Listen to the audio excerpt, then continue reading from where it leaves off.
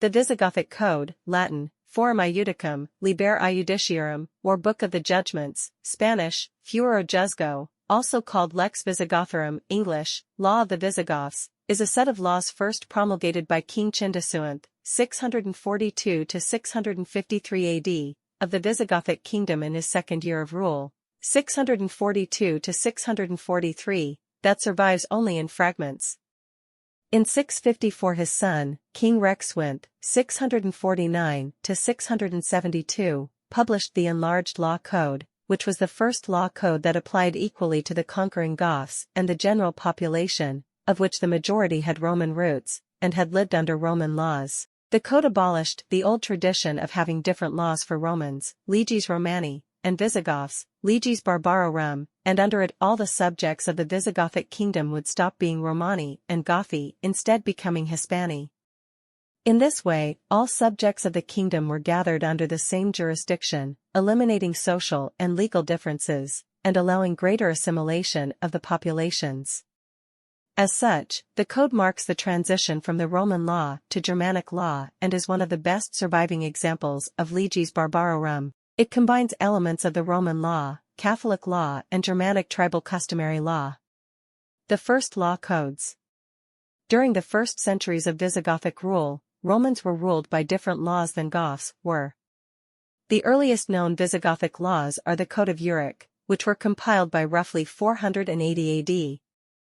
The first written laws of the Visigothic kingdom were compiled during the rule of King Alaric II and were meant to regulate the lives of Romans, who made up the majority of the kingdom and were based on the existing Roman imperial laws and their interpretations. The Breviary of Alaric, was promulgated during the meeting of Visigothic nobles in Toulouse on February 2, 506. During the reign of King Leovigild an attempt was made to unite the laws regulating the lives of Goths and Romans into a revised law code, Codex Revisus. In 589, at the Third Council of Toledo, the ruling Visigoths and Suebi, who had been Arian Christians, accepted Roman Christianity, what became modern Catholicism. Now that the formerly Roman population and the Goths shared the same faith, King Reccared issued laws that equally applied to both populations. The Code of 654 was enlarged by the novel legislation of Rexwint, for which reason it is sometimes called the Code of Rexwint, and later Kings Wamba, Erwig, Egica, and perhaps Witiza. Rexwintha's code was edited by Braulio of Zaragoza, since Chindasuantha's original code had been hastily written and promulgated. During the 12th Council of Toledo in 681, King Erwig asked that the law code be clarified and revised. Some new laws were added, out of which 28 dealt with Jews. The laws were far-reaching and long in effect. In 10th century Galicia, monastic charters make reference to the code. The laws govern and sanction family life and by extension political life, marriage, the transmission of property to heirs, safeguarding the rights of widows and orphans.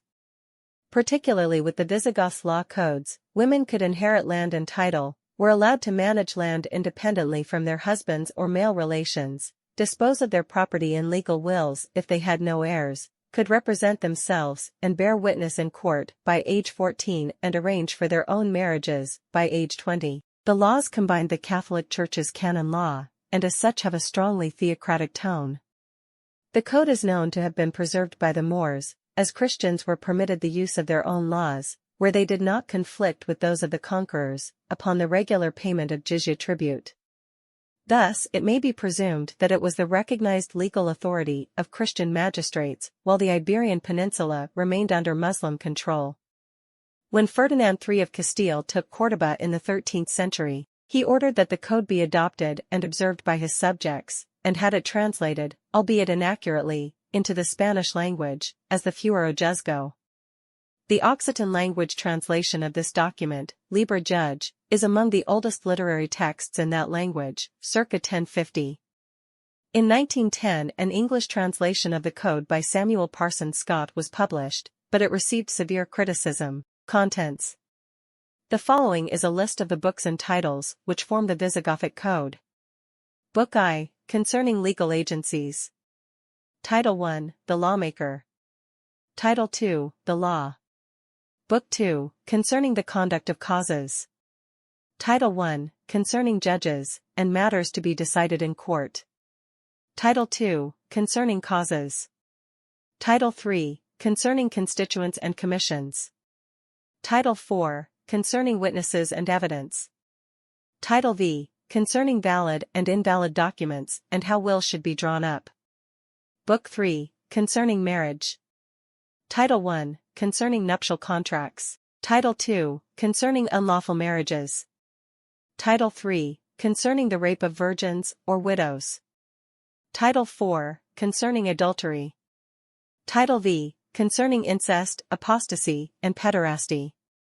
Title VI, concerning divorce, and the separation of persons who have been betrothed. Book 4, concerning natural lineage. Title I, concerning the degrees of relationship. Title II, concerning the laws of inheritance.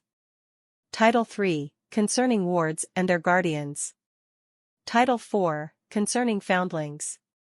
Title V, concerning such property as is vested by the laws of nature. Book V, concerning business transactions. Title I, ecclesiastical affairs. Title II, concerning donations in general. Title III, concerning the gifts of patrons. Title IV, concerning exchanges and sales. Title V, concerning property committed to the charge of, or loan to, another. Title VI, concerning pledges and debts. Title VII, concerning the liberation of slaves and freedmen. Book 6, concerning crimes and tortures. Title I, concerning the accusers of criminals. Title II, concerning malefactors and their advisors and poisoners. Title III, concerning abortion. Title IV, concerning injuries, wounds, and mutilations inflicted upon men. Title V, concerning homicide. Book 7, concerning theft and fraud. Title I, concerning informers of theft. Title II, concerning thieves and stolen property. Title III, concerning appropriators and kidnappers of slaves. Title IV, concerning custody and sentencing.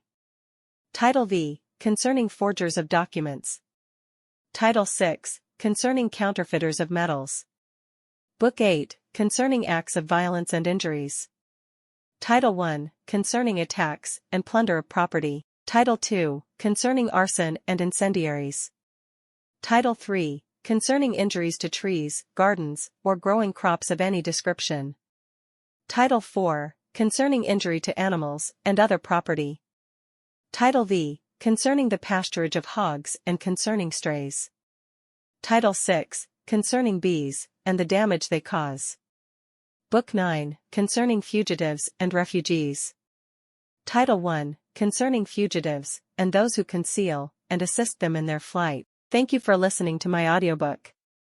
If you enjoyed it, consider liking the video and subscribing to the channel. Have a nice day or night.